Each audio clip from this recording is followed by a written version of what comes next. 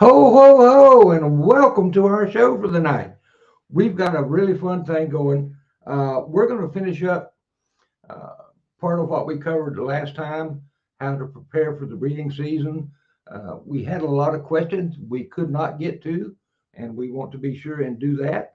Um, so if you've got some questions, don't forget to ask them. We'd love to hear from you. It is a we got a little surprise for you and something we may be kind of getting ahead of ourselves, but felt like it's some of you are already setting eggs and hatching eggs, and we got another little topic to slide in there with you. But I want to welcome you, and I want to welcome our crew here, Jeff Maddox and Karen Johnston. Good to have you. Good to see you guys. Valuable part of our team. So before we get started, do any of you guys, Jeff or Karen, do you have anything you want to share with the group tonight? This is our last show before Christmas, so you can tell everybody is decked out in their Christmas finery. Jeff's got nice chicken Christmas. I didn't have any chicken Christmas. Yeah. he's he's always It's all got the Karen's best fault. shirts. Um, whoops, I forgot to do something, so never mind, I'll catch that later. Let's jump into Audrey Hill says she loves my hat. Bless your heart. I didn't want to get a cold head tonight.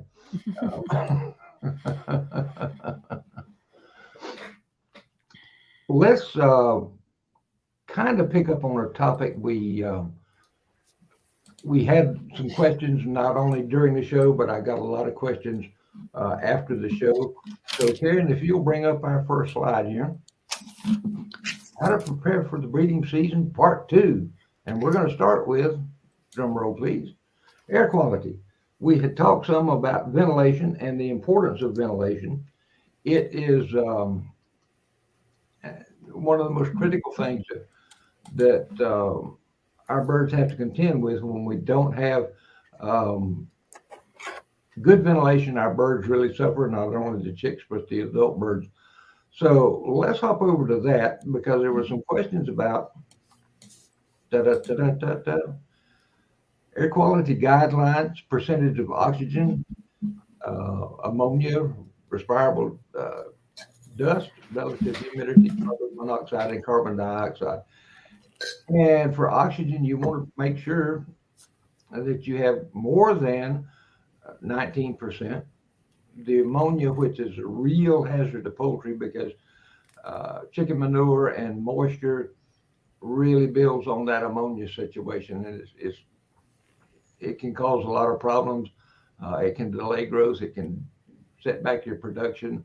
It can cause a condition called cloudy eye, where it's actually, I don't know, Jeff, will that actually make them go blind? I've never experienced that myself, but If so, long-term cloudy eye will be permanent blindness. It takes 60 to 90 days of it overexposure to ammonia, severe ammonia, to make it somewhat permanent. If it's intermittent, I've seen a lot of eyes heal from that. Takes about twice as long to heal as it did to occur. gotcha. I think one of the questions I got most after the show was how much air exchange do you need? Um, and I got this chart from the Cobb Broiler Breeder Management Guide, and they recommend 60 uh, FPM or square meters there per minute, or 60 feet per minute, and that would be in square feet. So that's you need good turnover of air for your birds. Does anybody have any idea how one would measure? Okay, I know how to measure humidity, although that's actually very difficult. But do you have any? I mean, is there? How would you know if you had more than 19% oxygen? They actually sell on Amazon of all places. You can get meters that will measure that. Um, I haven't seen a meter for ammonia, but I have seen test strips that will give you an idea, or they have little test kits so you can test for that. Humidity, you can get Yeah. the at most end of the stores you can find temperature and humidity gauges. Yeah. Carbon monoxide is something, of course, I live in the South and all our chicken coops are wide open. It's just simple wire on four sides, basically, because we don't have to deal with the cold weather like you do up north. So I've never really had a problem with air quality, at least that I've been able to determine. That's all. I just was thinking, like, what if I wanted to measure my oxygen percentage? You I can can't do put a little meter on their finger. that. That would be the bird's oxygen percentage, not the coops. Yeah. All right. So our next thing we wanted to cover, give you a little bit more detail in. I had some questions. We talked about measuring fleshing on a bird, and I think we've shared this chart before, either in other videos or uh, we've talked about it at least. And these are some guidelines that you can use. These little V and U-shaped symbols over here represent the breast muscling, and their top is um, not acceptable. It's very, very skinny. Um, and the next one down is considered lean. The third one down from the top is it's okay. Uh, next one down is okay. Um, the fourth one is a little bit too heavy, and the fifth one is pretty excessive fleshing. Uh, a good friend of mine and judging said when he was judging, people would ask him, "What do you feel for the keel bone, and what's the significance?" And then they tied it to fleshing. And Walt would always say, "I don't want to feel the keel bone when I'm handling the chicken. I want to feel the keel bone when I'm looking for it, and that'll give you some kind of guide." But to me, that bottom one down there is more like a Cornish cross broiler, like the breast you would find on a Cornish cross. Um, Well, but and it's hard to read, but the last sentence of all of these talk about fertility. So that third one down, it's saying that's the minimum condition for most males for good fertility. Um, then the fleshing 3 was preferred for males fertility.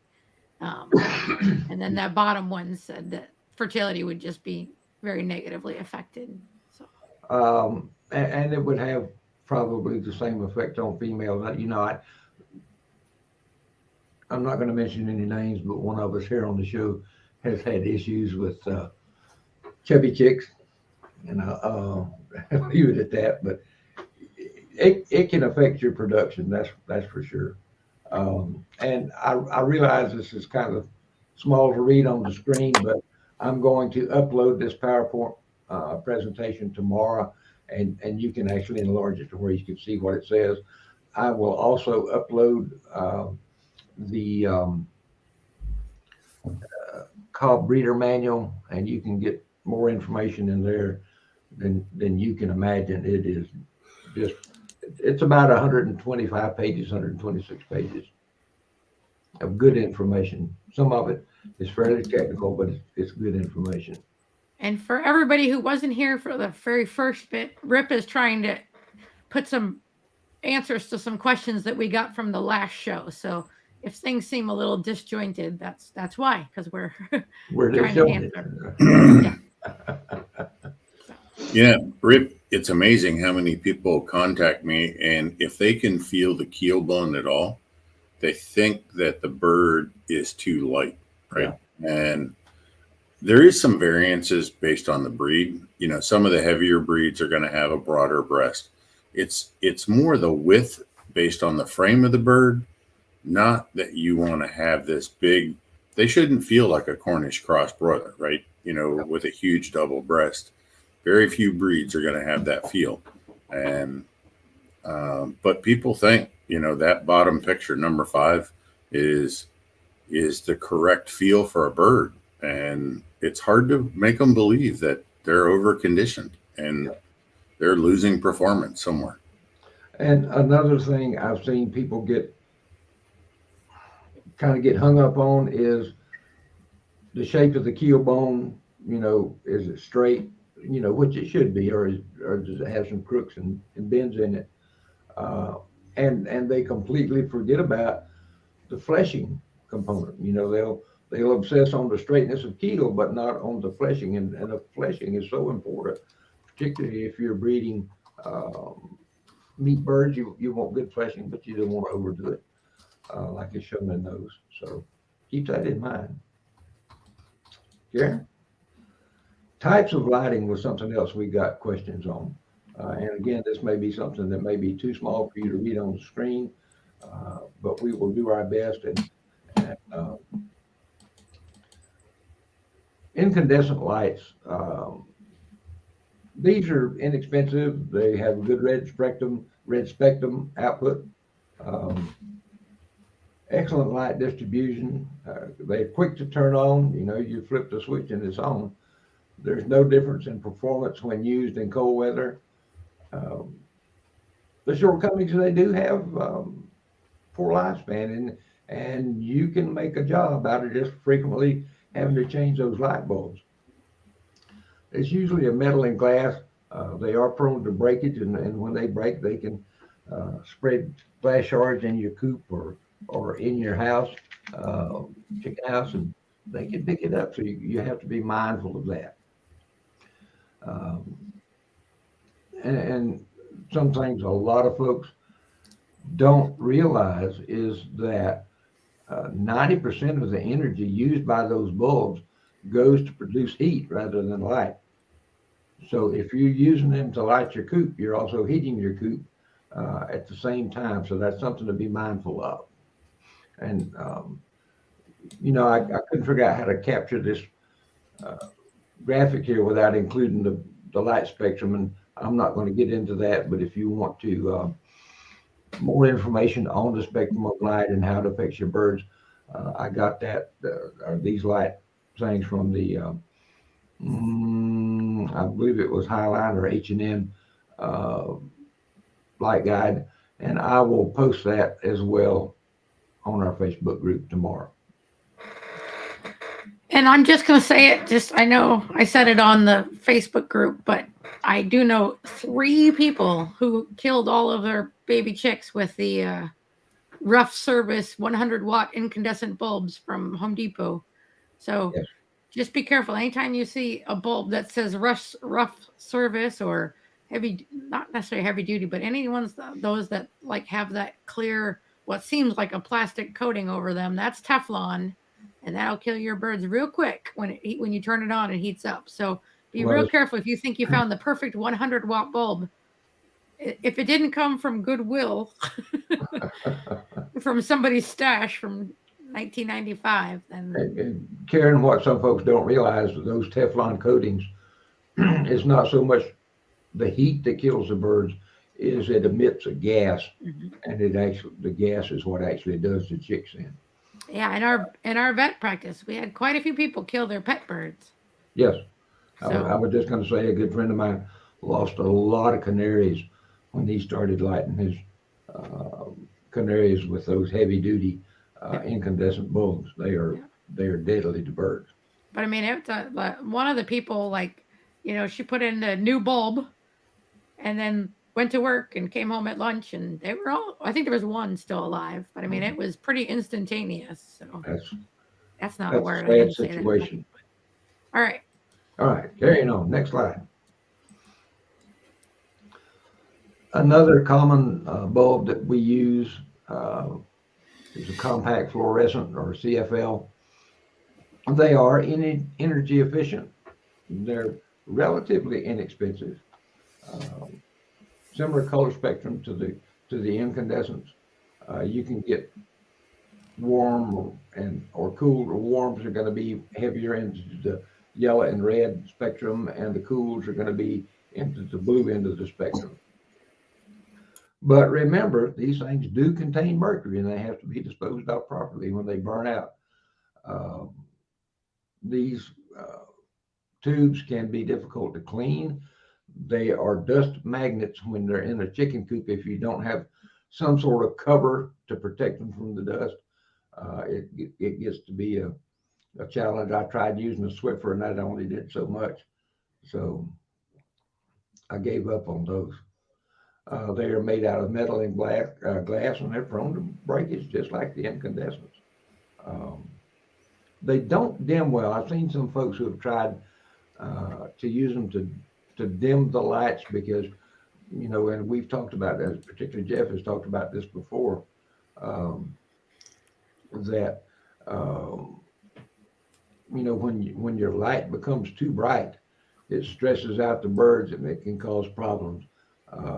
It can lead to cannibalism and other issues. So they don't work well on a dimmer. All right, you good? They do perform well in cold weather, or don't perform well in cold weather. I'll add that. You can go on to the next slide. And remember, I'm going to post the PowerPoint so you can take a look, see on your own if you want to. LED lights, these provide a full spectrum of light. The one problem that I don't like about LED lights, they are a directional light. If you get the ones that have the little square LED diodes in there in a row, they're pretty much only projecting light straight down, so they don't get into the corners of the coop the way I would like them to. So just bear that in mind.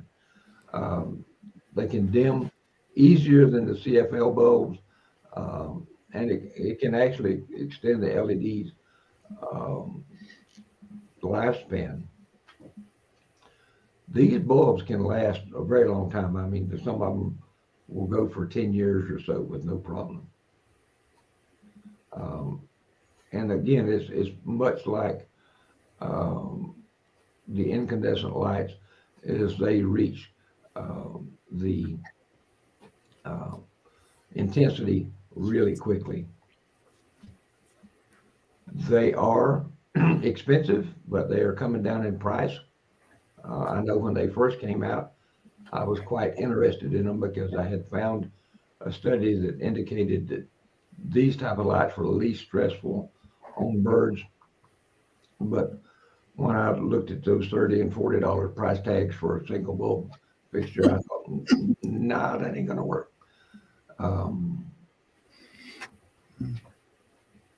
If you're going to dim them, they do require a specific type of dimmer. Cheaper LED lights. I know some folks use these strings of Christmas lights, LED Christmas lights, the little rope style. May or may not work very well for you. Again, the real problem that I find with those is the light is directional. So, and I learned that trying to grow African violets under them. While it worked great, the plants on the outside were always kind of leaning in towards the light one way or the other. So just bear that in mind. Okay. And this talks about choosing the best LED lights for your chicken house. They do have specific poultry tuned LED lights. These can get kind of pricey, but if you have a big size operation, these may be something to look at. And you can also get them tuned for hogs or for cattle or whatever to meet that specific species needs. You want, in general, LED lights that are for agricultural use. The cheaper, less expensive ones don't hold up in those kind of applications. So bear that in mind. Okay? Yeah.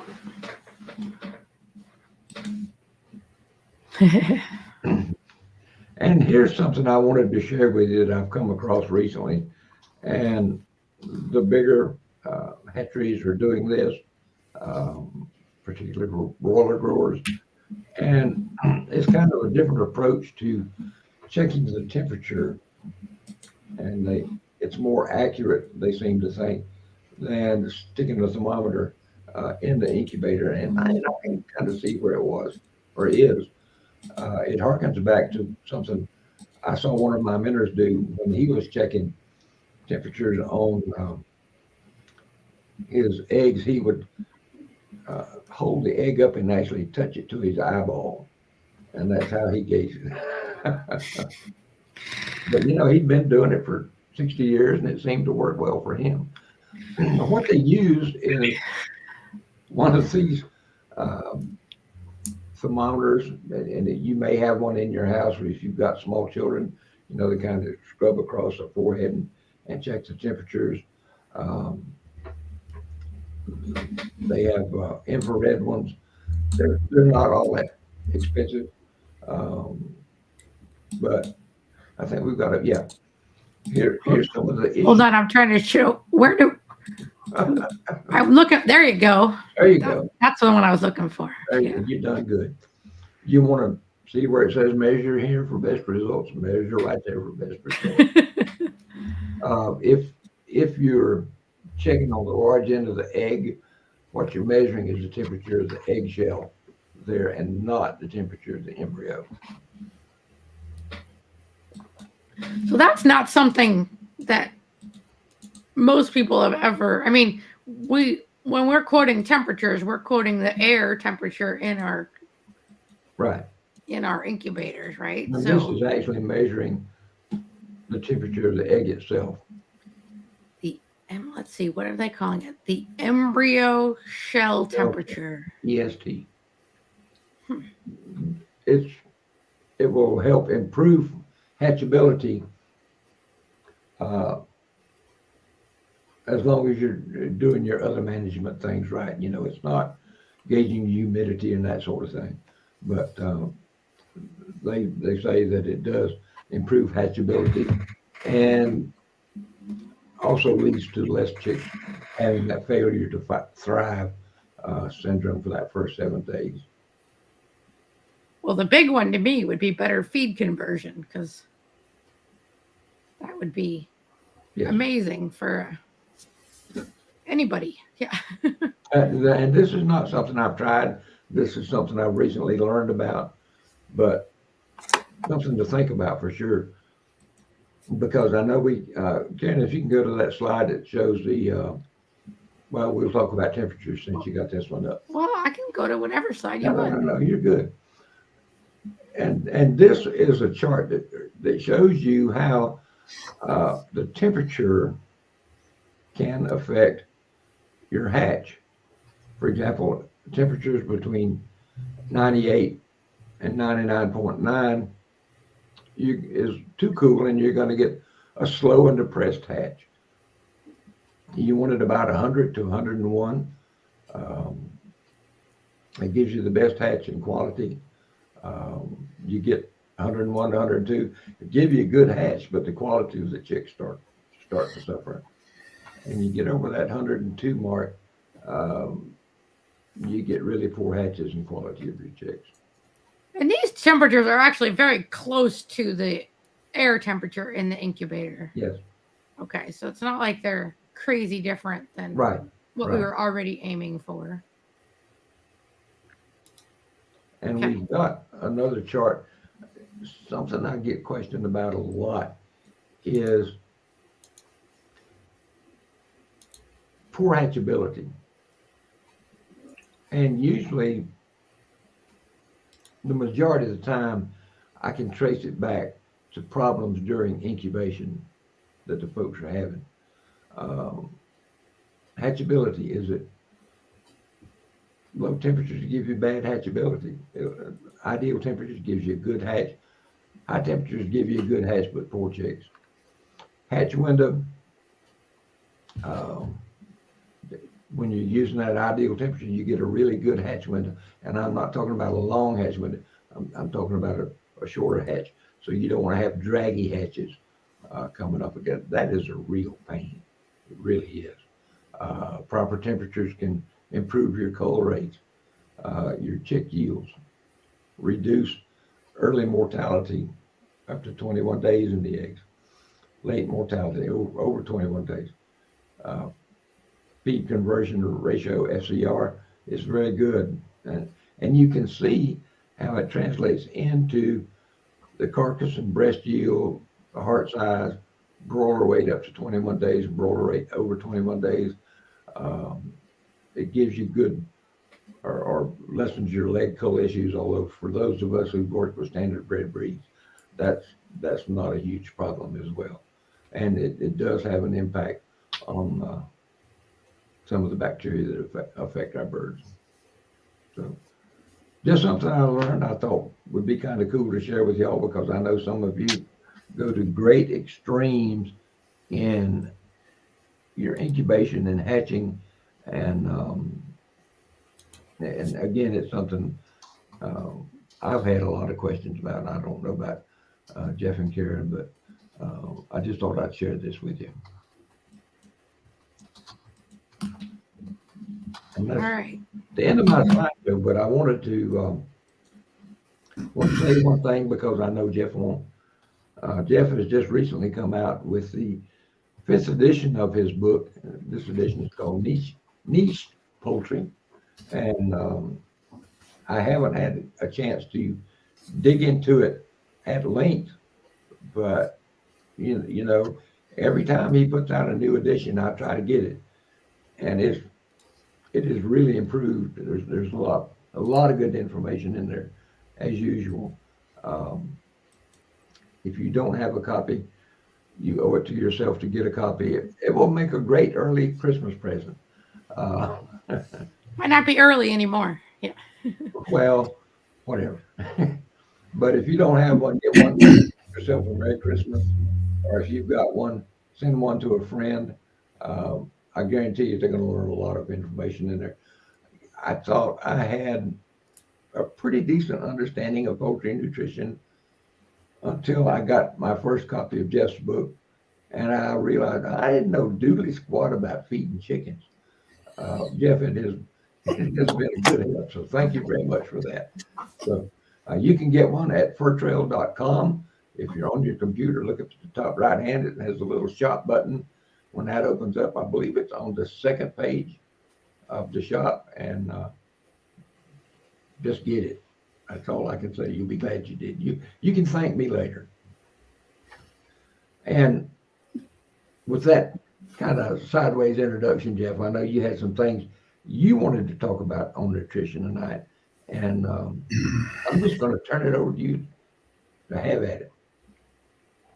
Well, you know, you didn't really prep me for this part of the show, but you know, just because I told you earlier in the week that I wanted to vent a little bit, and so, you know, now Rip's put me in the spotlight, and Yeah, but, you know. but look, here's the thing, and Rip sees it too, is I get lots of people contact me about you know, helping them fix their chicken feed, right? And look, I really want to do that, okay, but you can't give me crud over here and crap over here and tell me to mix the two together and come up with something magical, right? So I'm going to tell you the best way to feed your birds, and I'm going to try and do it the most economical way that I can do it. But I can't, you can't put lipstick on a pig, and it just ain't going to work. You know, I mean, you know, people go down and take a picture of the local 16% layer feed and say, how can I make this better? And I'm like, you can't. You can't. Some things you can't fix, right? It's just that simple. So, you know, folks, we got to be realistic. You just can't. You know, I don't know. I can't take a dozen cans of Spam and turn it into a Christmas ham. It just don't work that way, right? It's not gonna. There's only so much you can do with some of the local stuff on the shelf. So if I give you a recommendation, you know, if I'm trying to help you through a feed situation, I have the best interest of the bird in mind when I do that. you may not like what I'm going to tell you, but I ain't going to lie to you either to make you feel good about what you're feeding your chicken. So, I'm sorry. It appears as though we're all living in a feed desert, and finding good quality feed is extremely difficult. Rip and I talk about this on a regular basis. Karen and I don't, because she makes her own feed, right? So she kind of cheats. She went to the head of the class. So, but there's a lot of work in doing that too. And, it's a big investment. But I am seeing more and more folks across the country doing what Karen did. They're buying a little grinder, they're buying a little pellet mill, they're buying a small cement mixer, they're making their own feed. And every one of them has been happy. Because you're in control of it. And, we're coming up on breeding season, and I want you to all be successful. And there's no reason why most of those breeds out there can't lay at an 80% lay rate, have an 80% fertility rate, and have an 80% hatch rate. Okay. So if you can hit the 80 kind of general rule of thumb, you're doing great. Somebody do the math on that. What percentage of how many chicks? If you put in 100 chicks, how many would you get out if you had 80% and 80%? Now, Like if you put in 65? 80, be 64 chicks out of 100 eggs set. Okay. Yeah. Just to. That's not. It's not an unrealistic number by any stretch of the imagination, but. I get a lot of calls. I'm getting 40%, 50%, 60% hatch rates. And, I know it could be better, but you got to feed, you got to have the right environment. You got to have the right setup, and you got to have the feed in place, to make that happen. It's not going to happen by accident. So. All right, Rip, I need you to talk. I turned your microphone up for Shaggy. Let's see. Oh, okay.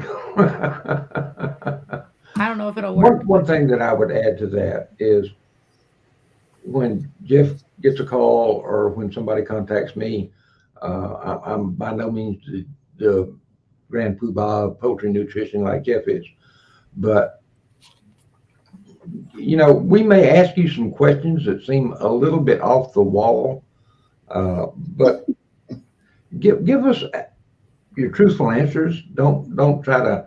I had somebody contact me a few days ago, and eggs were not hatching. So I asked him a question, and they went on to another subject. And so I asked another question, and he completely ignored that and went on to something else. But we can't help you if we don't have some background information to go on. And it's going back to what Jeff said. We want to help you be as successful as you possibly can. We want to give you information that will give you optimum results. What we may recommend probably will cost you a little bit more than what you're doing now. But if what you're doing now is not working, try doing something a little bit elevated to see what kind of results you get. I know when I got Jeff's book and I'm reading this and I think, whoa, I'm not doing so good. And so when I started upgrading what I did, I started getting better results. Whoa, imagine that light bulb went off. So we want to help you. Just remember that cheap feed is not good and good feed is not cheap. It is exactly a case of you get what you pay for. And gosh, friends, I know that times are tight right now. Inflation has hit us all, and we're feeling the squeeze on a lot of fronts. But there are some things you can do, and I'm working on a video now that can help reduce your cost of feed without reducing the quality of the product that you're giving to your birds. Karen? Well, that's sort of what we talk about, that your birds probably don't need as much feed as you're giving them. anyway. And especially if you had a better feed, they certainly don't need, same as dog food, right? If you look at the old Roy dog food bag at Walmart, you know what I mean? Your 40-pound dog needs 8 cups a day. And you look at the fancy brands at the boutiques that have actually really, really solid feed, you might be feeding that same dog 2 cups of food a day.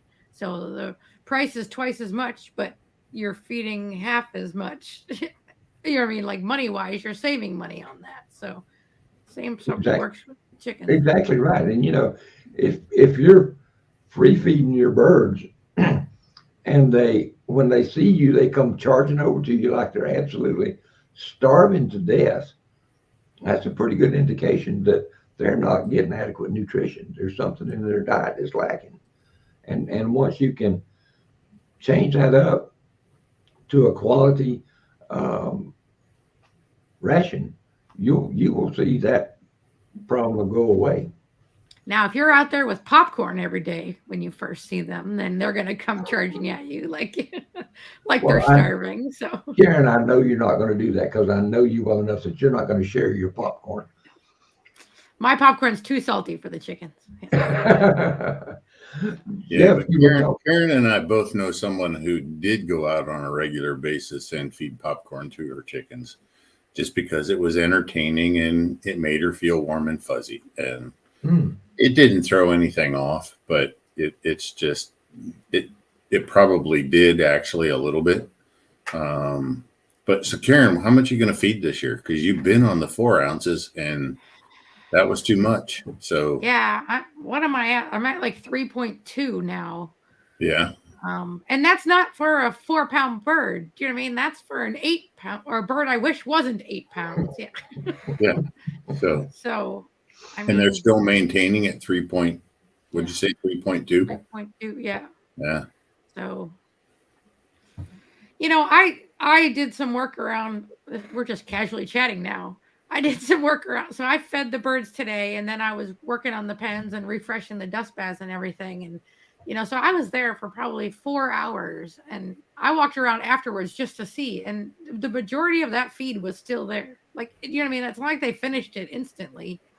Like, when you get the cups, right? When you're feeding everybody their individual portions, they pretty much finish their bowl before, you know what I mean? Like, so my birds aren't, I mean, they dive in when I feed it, but they don't eat it all and before they walk away. You know what I mean? So I feel like they're not starving. No, if they were starving, they'd clean it up, you know, so. Well, it's good. They know they get fed in the afternoon, so they need to leave some for morning. But I don't think they're that smart. So I feel like. Right. But. So, I mean, that's pretty impressive, though. If you've got 6 to 8 pound birds is kind of your target, and you're down to 3.2 ounces. And they're still overweight. Yeah, they're not. I mean, are they losing weight? You've been weighing birds. So, I mean, are they just holding? Are they losing? Are they? They're not really losing. Even on the molt feed, some did. I got 2 birds that lost as expected, and everybody else. I got some males that gained weight on that molt feed. That ain't right. That just ain't right. So, you just have very efficient conversion in your birds. There you go. You got to quit feeding them so good, Karen. You better go back to some of that store-bought feed. Yeah. So, Jeff, I don't know. You were talking about something earlier, and that was people are going to grinding and pelletizing their own feed. You don't have to pelletize it. You don't. Skip that step. But what I was going to say is, what kind of investment would I be looking at if I wanted to start doing that? Well, I mean, you can get the small grinder, and look, I'm not promoting this, but you can get a small grain grinder off of Amazon for like $289. And you can get a really nice cement mixer from Lowe's or Home Depot for about $450 to $500, somewhere in there. And that's really all you need to get started. Now, one of my other great pet peeves working with breeders and fancy fowl people is they're all duped into believing they've got to have a pellet. So, if you feel like you got to have a pellet, then you can pick up a pellet mill for somewhere between $1,600 and $1,800. everybody can go to pelletmasters.com after we get off the show. Tell him Jeff sent you. Huh? Tell him Tell them Jeff Jeff sent sent you. But they've got a whole bunch. You can get 110 plug-in, 220 plug-in. You can get diesels. You can get PTO driven. PTO driven. We have a small one here for trail for just playing with and experimenting. Cost me, I think, $1,600. It's a 220 version. It'll do. We can do a little over 100 pounds an hour. 100 and But what are you doing, Karen? Like 200 pounds? Yeah, I can do 50 pounds in 15 minutes. So yeah, 200 pounds an hour. Yeah. All right. So yours is going pretty quick, but more and more though, I mean, people are just tired of fighting poor quality feed, and they want to take charge of what they're feeding. And when did you get yours, Karen? When did I kind of talk you into this, or did you talk yourself into this? Well, it took you 4 years to talk me into it, but that was December of. I started feeding my own in November of 2019. All right, so just over. And I got the pellet mill in December. I made it 1 month before deciding I needed to pellet it. Okay, so 3 years you've been doing it. Yep. And for the most part, would you go back to buying feed? Yeah, I admit. It's easier to buy the feed, but no, I haven't seriously considered going back because it's just not that hard. Do you know what I mean? Yeah. Karen, if you had to do it all over again, would you do a mash or would you do a pellet? Me? Pellet. She likes that pellet. I do. Stuff. Yeah. It drives people crazy seeing that little bit of powder left in the bottom of the cup, like they're wasting something. Okay, I'm gonna, and this is only speaking for me, but if you're going to pellet your food, you don't need the grinder. Do you know what I mean? Because as long as you can get cracked corn, my pellet mill can handle everything else.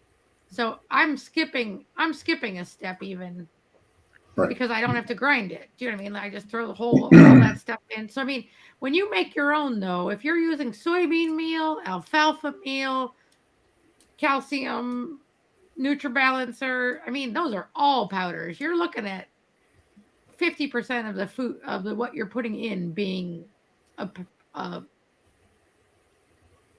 already a meal or a powder. Yeah. Right. So that's a lot more than the little bit of powder left over on you know what I mean? But anyway, Jeff prefers the mash. Shaggy prefers the bash. And Jeff, say again, one of the reasons you prefer it is because you think the bird's gizzard works better, the birds function better on digestive.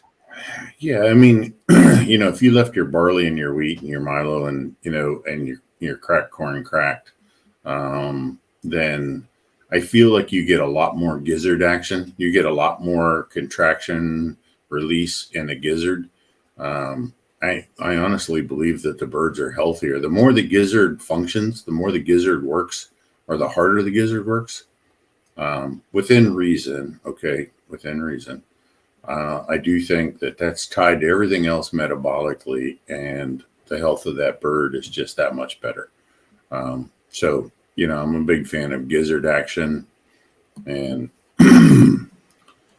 now I'm not a fan of whole corn because I think that takes too long to digest. I see people feeding whole corn. If you're going to feed grains, though, you got to feed grit. So if you're not willing to go get the grit and feed the right size grit, then feed a pellet because, it's not going to matter. They just can't break down that whole corn very well. It's going to sit in that gizzard forever. And it's just. Jeff, while we're on the pellet topic, and this is something that popped into my mind the other day after I had talked to you on the phone. I know you like that 3 millimeter pellet diameter. Yes. What about the length of the pellet? For adult birds, I don't really worry about the length a whole lot. I see pellets coming out pretty close to an inch long. The adult birds will beat them up, and they're going to eat them anyway. They'll hit them in the middle, just their beak and pecking action, it's fine. I don't get really worried about it. And I don't know how many of you folks ever actually watch your chickens eat. So, our first round of chickens, we were a rescue that we brought home from my wife's aunt and uncle's house because they were poorly mistreated Buff Orpingtons. So, sorry, we have time. I'm going to tell us a funny side story. I had a bad day. I had a bad day of fishing, so I came home with a whole bucket of minnows, right? Because I didn't catch any fish that day. I had 4 dozen minnows, and we had 4 Buff Orpingtons. And just for fun, I flipped one over the fence into the chicken coop, and those chickens, as soon as that minnow twitched on the ground, they were on that just like it was a grasshopper. I sat there and fed 4 dozen minnows, the 4 Buff Orpingtons over the fence. Now, this is before I knew this wasn't a great idea, but it Hope was. you didn't eat those eggs anytime after that. Yeah, but it was highly entertaining, right? And of course, the rooster, he just stood there and marked it, right? He'd give that funny noise that he makes, and a hen come over and snatch that minnow. I mean, if you look at the volume of 4 dozen minnows, and those 4 birds put those 4 dozen minnows down in less than 15 minutes, right? Now, a minnow is 2.5 inches long and about 3/8 of an inch wide. So if they can put down a minnow, I ain't worried about the size of that pellet rip. They're going to figure it out. So, Can I tell my minnow story? It's not related to chickens at all, but it's funny. Sure. Anybody wearing a Santa hat? Go for it. When my grandson was about 2, my son had taken him fishing, and my grandson is very much a picky eater. And he asked his dad, he said, "Dad, can I eat one of these minnows?" And Josh said, "Sure, go ahead," never dreaming that he would actually do it. And he grabbed up one of those minnows and bit the tail off of it. And Joshua was just kind of sitting there with his mouth open. And he managed to get 3 down before Josh could stop him. So be careful who or what you offer your minnows to. oh, man. Sushi. Sushi, that's right. We shouldn't go off on crazy minnow stories. So that's not, yeah. But, and and we did a show and a video on this about making your own feed, and it's on our YouTube channel.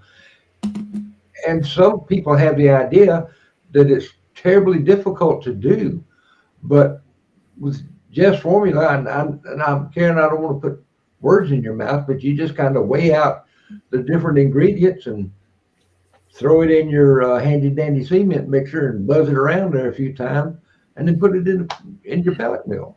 Yep. If you don't have a pellet mill, you're done.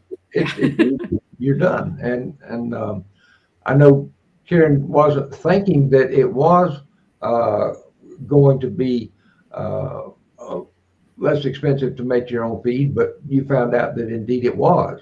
But now, when I say that it was a very high quality feed, but it was still cheaper than you could have bought it for at a mill. Yes. Which still surprises me. I still don't quite believe it, but I've done the math, so I don't know.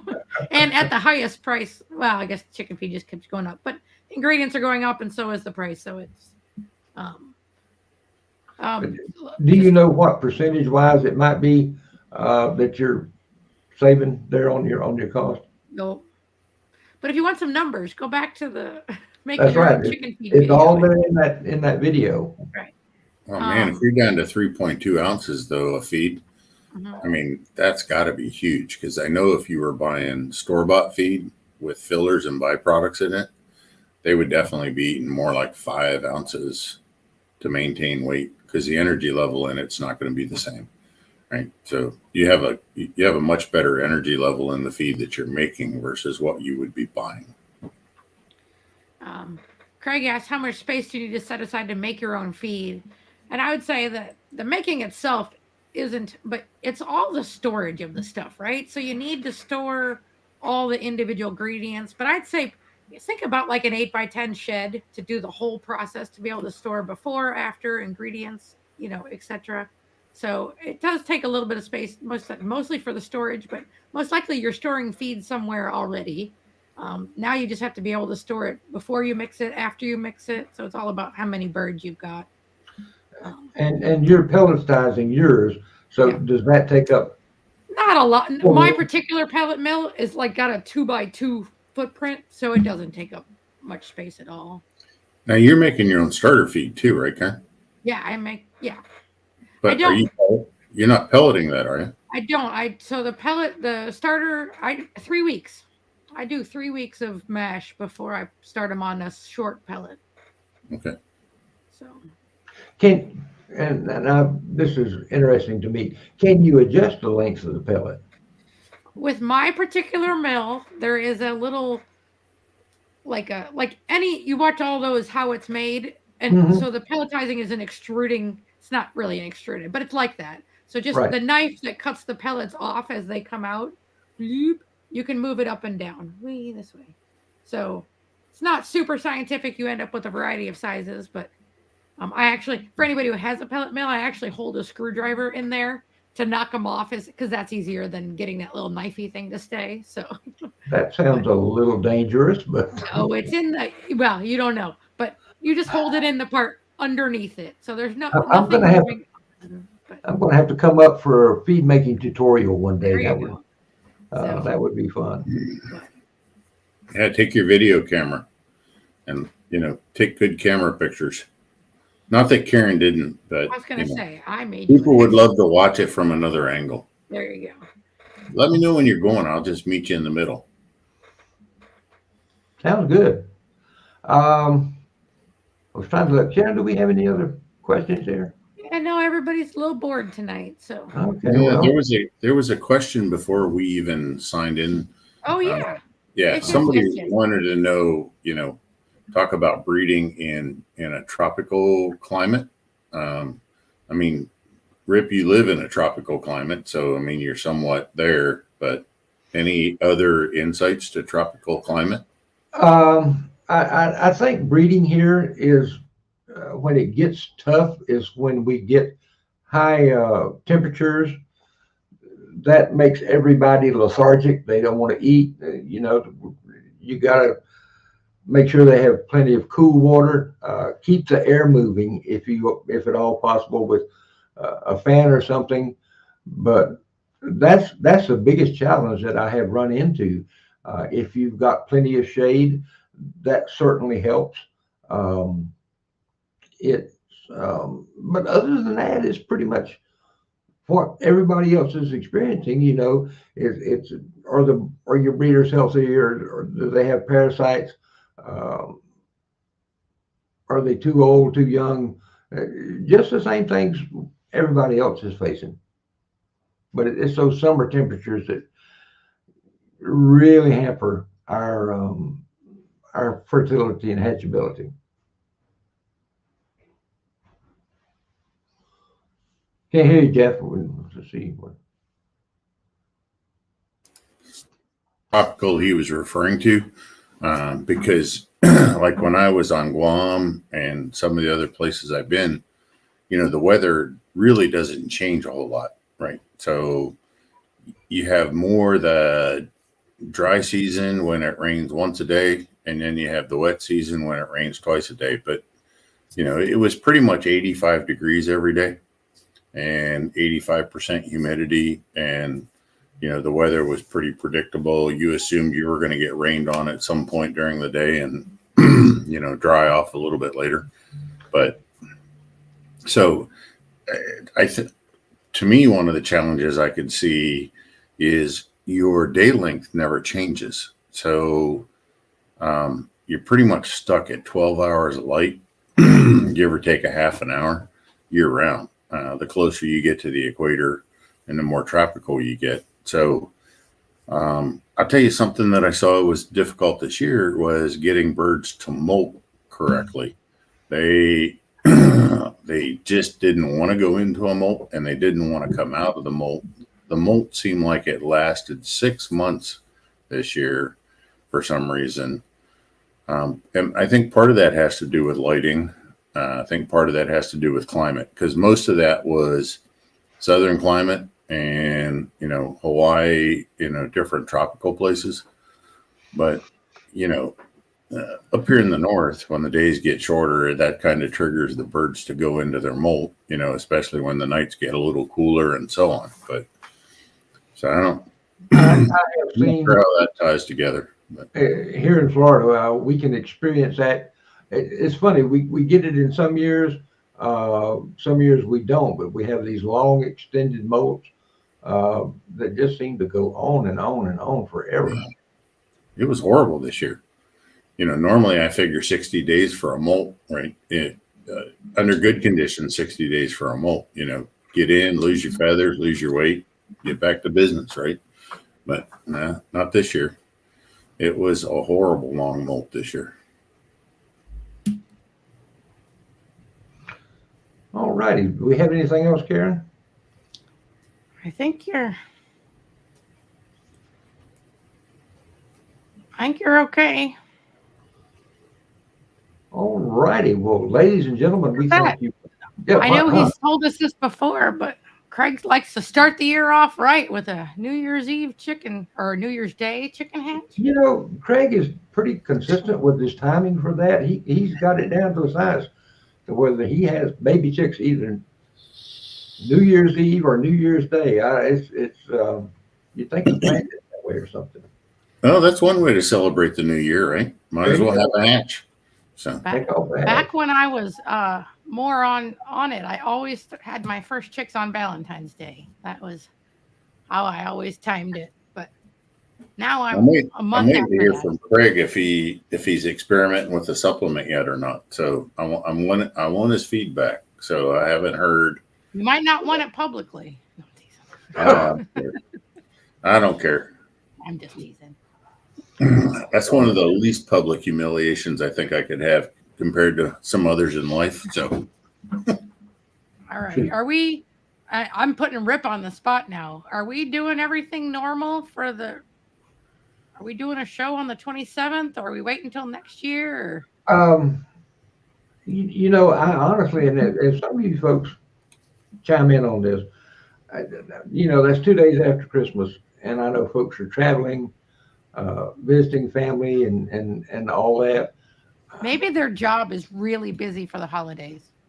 Does anybody have a job like that? Yeah, I know you do.